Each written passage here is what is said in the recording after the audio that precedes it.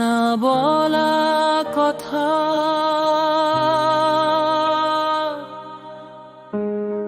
দ্বিতীয় অংশ।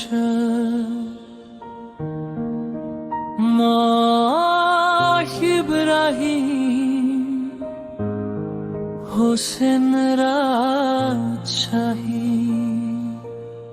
প্রকৃত নামটি খোদাই করে লিপিবদ্ধ রয়ে গেল বাদিকের পানিতে।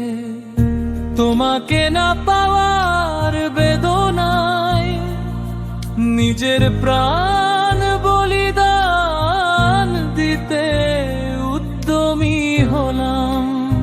সেদিন ছিল বুধবার,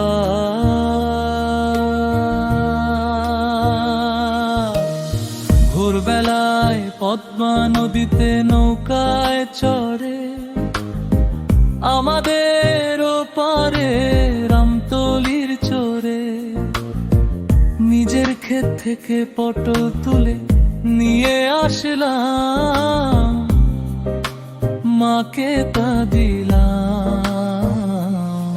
মা বলল বাজারে তা বিক্রি করে অন্যান্য তরি তরকারি কিনে নিয়ে আয়।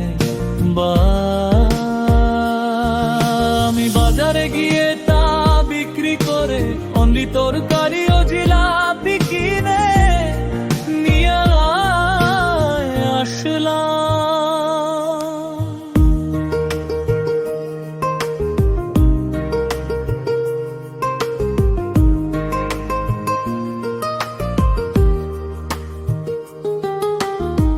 বিকেল বেলা দরজায় ঢুকতেই দেখি মা রান্না করছে চুলায়।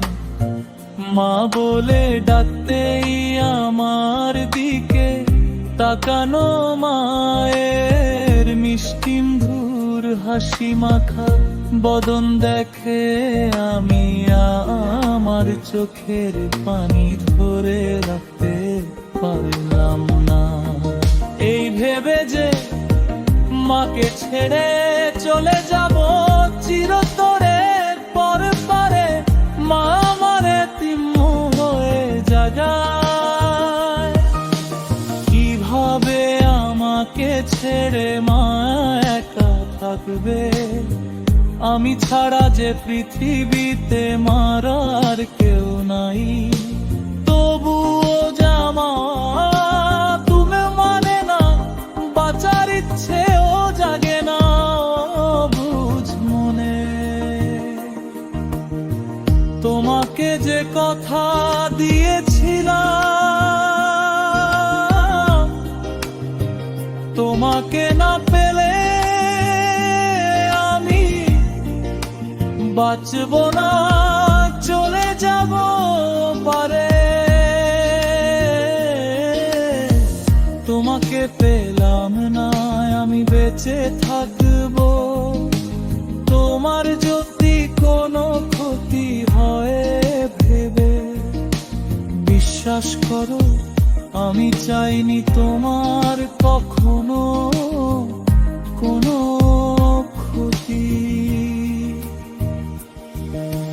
গোধূলির ক্ষণ সব হস্তে রক্তের লেখা একটা চিঠি শাখেনা নামের একটা মেয়ের হাতে পাঠালাম তুমি বরাবর।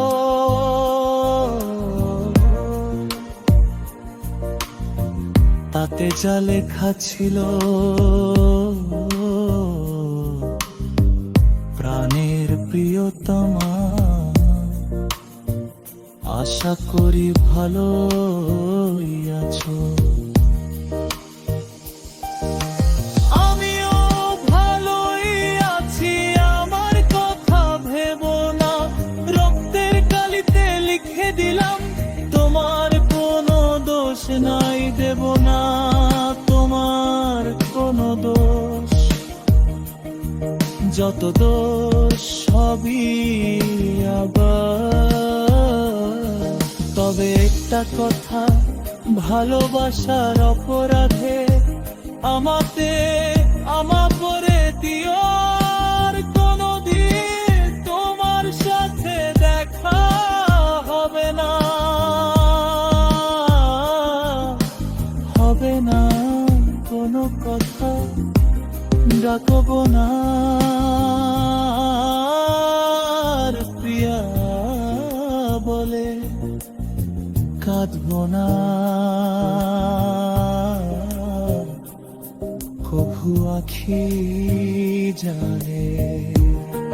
চলে যাচ্ছি চিরতরে পরপারে, আর কোনোদিন ফিরে আসবো না,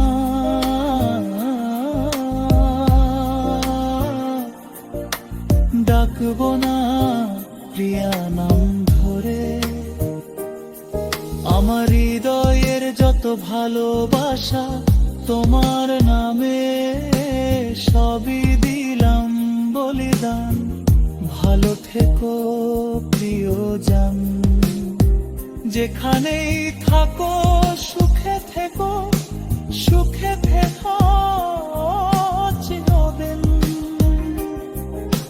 জীবন হোক স্বপ্নের রঙে রঙিন, এ প্রত্যাশায় তোমার জন্য মহান রবের কাছে এ আমার শেষ দোয়া। আমার কিছু নাই আর চাওয়া পাওয়া,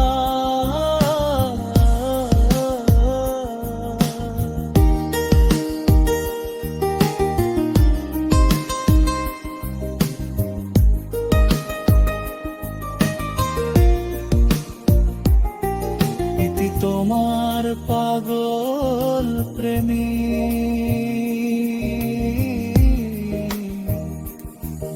এরপর ঠিক মাগরিবের দিন আমার কিছুই ভালো লাগছে না, মা মাগরিবের নামাজ পড়ছে বারান্দায়, যাব আমার খাওয়া দাওয়া নাই, পেটে ক্ষুধাও যেন নাই, সব হারিয়ে গেছে